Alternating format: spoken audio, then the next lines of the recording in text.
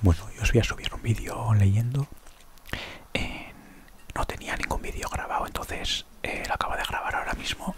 De día igual se escucha un poco de ruido de fondo. No sé cómo se oirá, pero vamos a probar. A ver, empezamos con la lectura de hoy.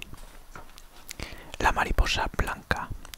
Había una vez en Japón un anciano cuyo nombre era el de Takahama y que vivía desde su juventud en una pequeña casa que él mismo había construido junto a un cementerio en lo alto de una colina. Era un hombre amado y respetado por su amabilidad y generosidad, pero que los lugareños a menudo se preguntaban por qué vivía en soledad al lado del cementerio y por qué nunca se había casado. Un día el anciano enfermo de gravedad, estando cercana ya su muerte, y su cuñado y su sobrino fueron a cuidarle en sus últimos momentos y le aseguraron que estarían junto a él todo lo que necesitara, especialmente su sobrino, quien no se separaba del anciano. Un día en el que la ventana de la habitación estaba abierta, se coló una pequeña mariposa blanca en el interior. El joven intentó espantarla en varias ocasiones, pero la mariposa siempre volvía al interior y finalmente, cansado, la dejó revolotear al lado del anciano. Tras largo rato, la mariposa abandonó la habitación y el joven, curioso por su comportamiento y maravillado por su belleza, la siguió. El pequeño ser voló hasta el cementerio que existía al lado de la casa y se dirigió a una tumba, alrededor de la cual revolotearía hasta desaparecer. Aunque la tumba era ya muy antigua, estaba limpia y cuidada, rodeada de flores blancas y frescas. Tras la desaparición de la mariposa, el joven sobrino volvió a la casa con su tío para descubrir que éste había muerto. El joven corrió a contarle a su madre lo sucedido, incluyendo el extraño comportamiento de la mariposa, ante lo que la mujer sonrió y le contó al joven el motivo por el que el anciano Takahana había pasado su vida allí. En su juventud, Takahana conoció y se enamoró de una joven llamada Akiko, con la cual iba a casarse. Sin embargo, pocos días antes del enlace la joven falleció. Ello sumió a Takahama en la tristeza, de la que conseguiría recuperarse, pero sin embargo decidió que nunca se casaría, y fue entonces cuando construyó la casa al lado del cementerio con el fin de poder visitar y cuidar todos los días la tumba de su amada. El joven reflexionó y entendió que era la mariposa y que ahora su tío Takahama se había reunido con él al fin con su amada Akiko. Un hermoso cuento de origen japonés que nos habla sobre el amor, concretamente de un amor capaz de trascender el tiempo e incluso la muerte, un amor eterno. Vamos con otro. Los 6 sabios ciegos y el elefante. En una ocasión había 6 ancianos sabios que no gozaban del don de la vista, siendo ciegos y empleando el sentido del tacto para experimentar, conocer las diferentes realidades, seres y objetos del mundo. Ninguno de estos había visto jamás un elefante. Tras conocer que su rey disponía de uno, le solicitaron con humildad poder conocerlo. El monarca decidió concederle su petición y los llevó ante el paquidermo, permitiendo que los ancianos se acercaran y lo tocaran. Los sabios se aproximaron al animal y uno por uno tocaron al elefante con el fin de saber cómo era dicho ser. El primero le tocó un colmillo y consideró que el elefante era liso y agudo, cual lanza. El segundo sabio se aproximó y tocó la cola del elefante, respondiendo que en realidad era más bien como una cuerda. El tercero entraría en contacto con la trompa, refiriendo que el animal se parecía más a una serpiente. El cuarto indicaría que los demás debían estar errando, ya que tras tocar la rodilla del elefante llegó a la conclusión de que se trataba de algo semejante a un árbol. El quinto lo desmintió al tocar la oreja del ser, valorando que se parecía a un abanico.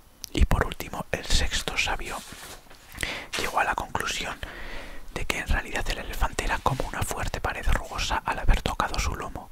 Tras haber llegado a distintas conclusiones, los sabios empezaron a discutir respecto a quién poseía la verdad, dado que todos defendían sus posiciones con ahínco, recurriendo a la ayuda de un séptimo sabio, el cual podía ver. Este les hizo ver que en realidad todos ellos tenían parte de razón, dado que habían estado describiendo una única parte del conflicto enterarse ninguno de ellos había podido conocerlo en su totalidad. Un cuento clásico procedente de la India. Esta historia nos habla de la necesidad de tener en cuenta que nuestro punto de vista no es el único que existe sobre la realidad. Debemos valorar que las opiniones, creencias o conocimientos de otras personas pueden ser tan válidas y verdaderas como las nuestras, sin necesidad de que ninguno de los dos esté equivocado.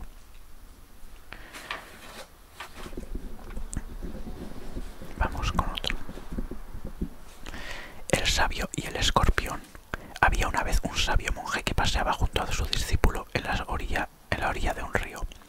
Durante su caminar vio como un escorpión había caído al agua y se estaba ahogando, y tomó la decisión de salvarlo sacándolo del agua, pero una vez en su mano el animal le picó. El dolor hizo que el monje soltara al escorpión, que volvió a caer al agua.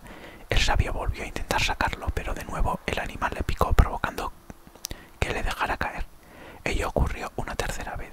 El discípulo del monje, preocupado, le preguntó por qué continuaba haciéndolo si el animal siempre le picaba. El monje, sonriendo, le respondió que la naturaleza del escorpión es la de picar, mientras que la de él no era otra que la de ayudar. Dicho esto, el monje tomó una hoja y con su ayuda consiguió sacar al escorpión del agua y salvarlo sin sufrir su picadura. Otro cuento procedente de la India. En esta ocasión nos explica que no sabemos luchar contra nuestra naturaleza, por mucho que otros nos dañan. Hay que tomar precauciones, pero no debemos dejar de ser quien somos ni actuar en contra de lo que somos. Otro más. El espejo chino. Había una vez un campesino chino el cual iba a la ciudad a vender la cosecha de arroz en la que él y su esposa habían estado trabajando. Su mujer le pidió que, aprovechando el viaje, no se olvidase de traerle un peine. El hombre llegó a la ciudad y una vez allí vendió la cosecha. Tras hacerlo se encontró y reunió con varios compañeros y se pusieron a beber y a celebrar lo conseguido. Después de ello, y aún un poco desorientado, el campesino recordó que su esposa le había pedido que le trajera algo. Sin embargo, no recordaba el qué, con lo que acudió a una tienda y compró el producto que más le llamó la atención. Se trataba de un espejo, con el cual regresó a su hogar. Tras dárselo a su esposa, se marchó de nuevo a trabajar en el campo. La joven esposa se miró en el espejo y repentinamente empezó a llorar. La madre de esta le preguntó el porqué de tal reacción, a lo que su hija le pasó el espejo y le respondió la causa de sus lágrimas, que era que su marido había traído consigo a otra mujer, joven y hermosa. La madre de esta miró también el espejo y tras hacerlo le respondió a su hija que no tenía de qué preocuparse, dado que se trataba de una vieja. Un cuento de origen chino, de autor anónimo. Se trata de una narración muy breve que tiene diferentes posibles interpretaciones, pero que, entre otras cosas, nos habla de cómo nos vemos nosotros mismos reflejados en el mundo y la diferencia entre cómo nos creemos que somos y cómo somos en realidad, a menudo subestimándonos o sobrevalorándonos. Para entender el cuento es necesario tener en consideración que ninguno de los personajes se había visto jamás reflejado en un espejo, no sabiendo qué es lo que ve realmente. Así, la esposa no es capaz de comprender que la joven hermosa que ve es ella misma, mientras que la madre tampoco ve que la anciana que ve es ella. También se observa que mientras que la primera se preocupa porque considera que lo que ve en el reflejo es más hermoso que ella misma, la segunda los minusvalora críticamente, prácticamente burlándose de su propia imagen.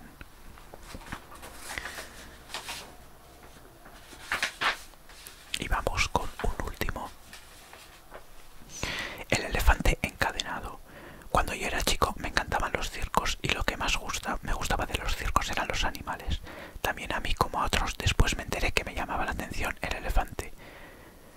Durante la función, la enorme bestia hacía despliegue de su peso, tamaño, fuerza descomunal, pero después de su actuación y hasta un rato antes de volver al escenario, el elefante quedaba sujeto solamente por una cadena que aprisionaba una de sus patas a una pequeña estaca clavada en el suelo. Sin embargo, la estaca era solo un minúsculo pedazo de madera que apenas enterrado unos centímetros en la tierra. Y aunque la cadena era gruesa y poderosa, me parecía obvio que ese animal, capaz de arrancar un árbol de cuajo con su propia fuerza, podría con facilidad arrancar la estaca y huir. El misterio es evidente. ¿Qué lo mantiene entonces? ¿Por qué no huye? Cuando tenía 5 o 6 años yo todavía confiaba en la sabiduría de los grandes. Le pregunté entonces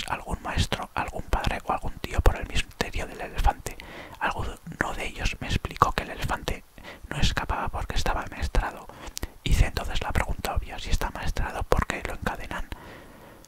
No recuerdo haber recibido ninguna respuesta coherente.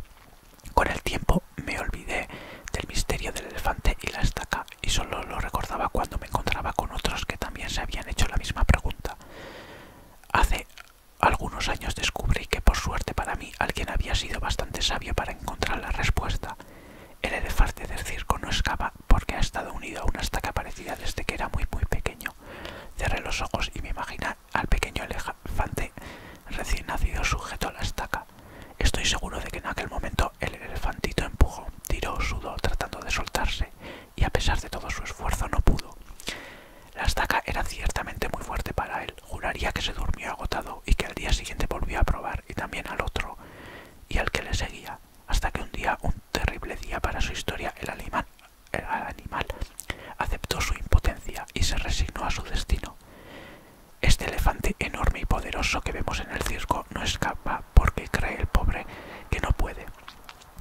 Él tiene registro y recuerdo de su impotencia, de aquella impotencia que sintió poco después de nacer, y lo peor es que jamás se ha vuelto a cuestionar seriamente ese registro, jamás intentó poner a prueba su fuerza otra vez. Uno de los cuentos más conocidos de Jorge Bucay, esta narración nos cuenta cómo nuestros recuerdos y experiencias previas pueden darnos conocimientos, pero también generar estancamientos y bloqueos que nos impiden y que pueden sabotearnos aun cuando su causa original ya no está presente.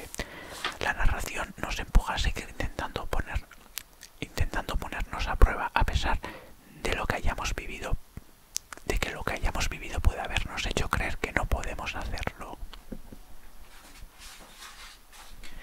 Y bueno, con esto acabamos la lectura de hoy. Espero que se haya escuchado bien y que no haya habido mucho ruido de fondo. Nos vemos.